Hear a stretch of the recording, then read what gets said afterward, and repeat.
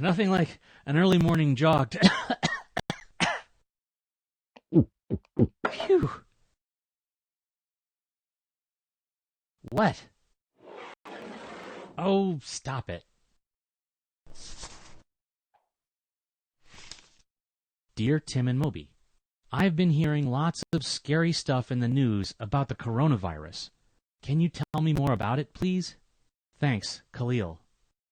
Sure thing, Khalil. Viruses are tiny particles that can invade living cells.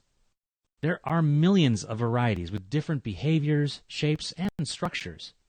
Coronaviruses are one group, named for their crown-shaped outline. 4 of these commonly infect humans. A lot of times when you get a cold, it's caused by a coronavirus. Any virus has one goal: to replicate or make more copies of itself. But it can't do that on its own, so it invades an organism and turns its cells into virus factories. This can be unpleasant for the host, the organism that the virus has infected. The new coronavirus typically causes coughing and fever. A healthy body can usually fight off this illness, known as COVID-19, on its own. Symptoms are mild for most people, especially kids. But in a body with weakened defenses, COVID-19 can become more severe and require medical treatment. Some people get seriously ill, and that's gotten everyone's attention. This new coronavirus was first identified in Wuhan, China. In late 2019, there was an outbreak. That's when a disease starts spreading. More and more people got sick, first in China and then around the world. Entire cities have been quarantined or closed off to slow the disease's spread. Fortunately, viruses can't get around without our help. And there's a lot we can do to not help them. Like washing your hands, especially after being outside and before you eat.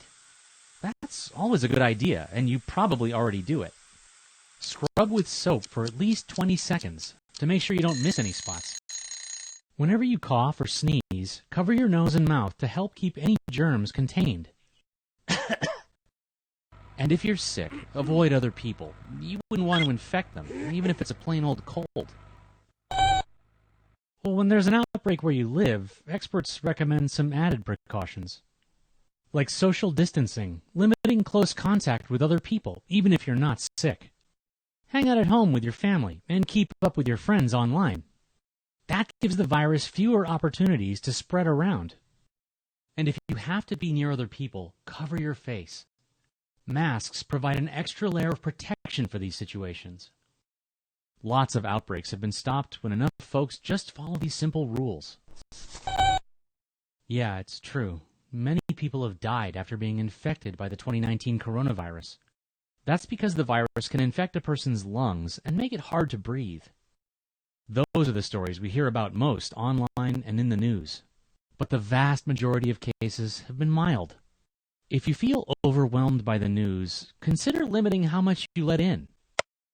Instead of cable news and social media, stick to sources like the World Health Organization.